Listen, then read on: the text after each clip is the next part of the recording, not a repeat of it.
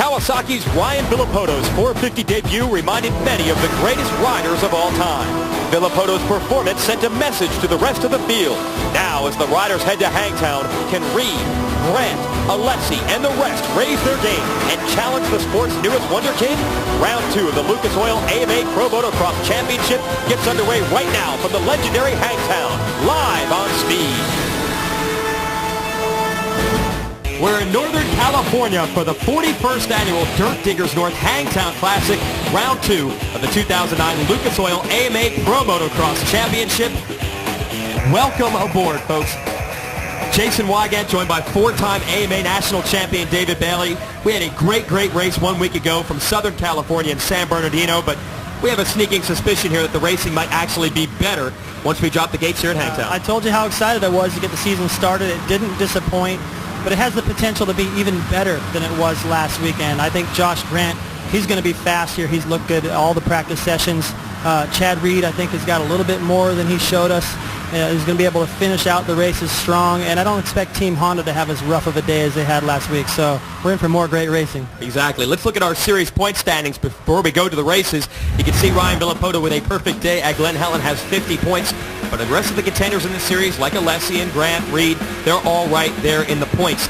And there might be a big change in the point standings by the end of the day because Ryan Villopoto supposedly is injured. There is a rumor going through the pits that he has hurt his knee. For more on that, let's go to the third member of our broadcast team, Aaron Bates, with a pre-race report.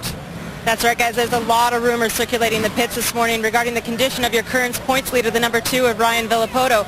I went straight to the source, Mike Fisher himself, the team manager for Kawasaki, and got the facts. He was testing on Thursday. He did not crash, but somehow he twisted his left knee. It is so extremely sore. He's barely able to ride, but he's not able to manage to apply any kind of pressure onto that knee.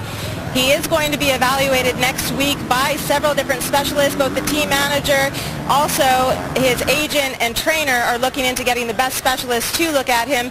They don't know what the problem is. They're going to evaluate it further and decide what they need to do from that point on. Tough break for Ryan Villopoto. Definitely not what he wanted to happen, but the team said they'll update us more when they know more themselves.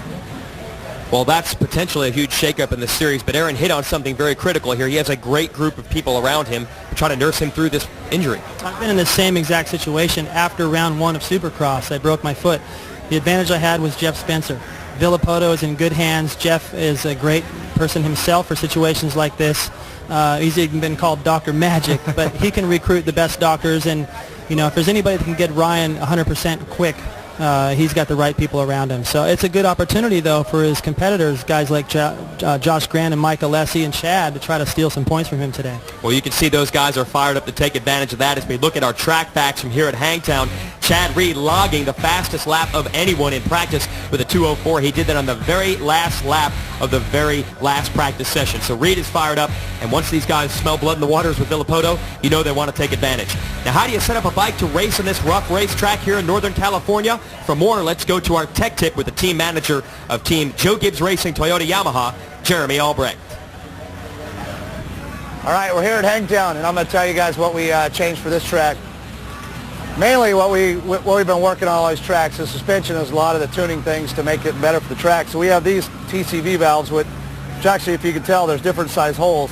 And to make the suspension softer, we went to the bigger hole ones, which flows more oil, so that the bike will soak up all the little bumps here, the little chop.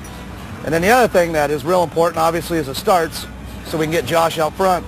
And we really work on the height of this button to help you. So what you do is you actually pull the bike down, push this button in, and then it hooks up on this lip here so that it holds the bike to a certain position so you get good traction on the starting line. And then once it launches out and the suspension compresses, this pops back and the suspension works normal. And also what we did is we went to a smaller sprocket for the high speeds here, so we went 1 tooth down on the sprocket. That's what we have here at Sacramento. And there's a reason those teams work that hard on the motorcycles. This is a race that they all want to win. We've been racing for 41 years at Hangtown, and they all want to put their name on the top of the big trophy this season. Expect some of the best motocross racing you've ever seen, and we're going to be bringing it to you live in HD on Speed. Coverage of our very first moto when we return. Don't go anywhere. Welcome back to Dirt Diggers North Hangtown Classic just outside Sacramento, California. Lucas Oil AMA Pro Motocross Championship, Round 2. Jason Wygant and four-time AMA National Champ David Bailey here. Moto number 1 is already done. Riders are ready for Moto number 2, but it was a wild Moto number 1. So these guys all have those memories in the back of their minds before we go racing again. You know, I thought it was going to be good and unpredictable, but man, it was the only thing predictable was the number 800 getting the start. Mike Alessi lining up way to the right, left a lot of guys to the inside of him, but he had a great angle into the corner and took the early lead. All right, so all systems go, business as usual, right? Nope. Huge pileup in turn 2. There's Jason Lawrence on the left down, and Ryan Villopoto in the red gear down as well. He had an injury coming into this moto, so that's the worst case scenario. Yeah, he's limping around, and that was a bummer for him to try to get started. He had enough problems already. Then Jason Lawrence caught up in that pack, or the pileup rather, no rear brake. So he dropped 40th place for the first moto, no points. Alessi dropped. Tedesco runs over his bike. Alessi amazingly would recover, keeping it running. And watch him sneak by all these guys on the inside. Oh, it's Josh Grant runs over McDonald, one of the riders out of New Zealand. Alessi sneaks by. Meanwhile, a bad start for Chad Reed, and it took him a long time to find his speed. He'd eventually work his way into the top 10, David. No, he was fast. It just took him a while to find it. Yeah. And, you know, coming out, finishing 6th after being so far back in the pack wasn't too bad, but it was horrible for Villopoto. He was never really in the points. And, just so much speculation on whether he's going to be able to continue or not. But his nemesis, Mike Alessi, inheriting the lead. I think maybe Tedesco just felt, ran over your bike and everything, man. You can have it back.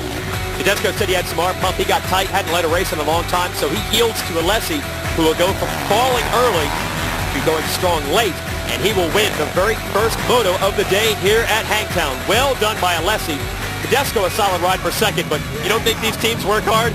That's Alessi's mechanic, tool time, Tim McAdams. They've got the moto victory. Here are your results from that race. Mike Alessi takes the victory, and a great rebound after a tough weekend at Glen Helen for the Honda folks. They take second and third with Tedesco in short. Notable, of course, is Reed in 6th, Josh Grant in 9th, and in 16th, Ryan Villopoto. But the news for Villopoto would actually get worse after this moto. Villopoto had won both motos and the overall at our series opener. He had won 3 straight championships in the 250 class. Certainly, he was the star of the field. However, bad news for Villopoto coming in, and it only gets worse. Let's go down to Aaron Bates with a report.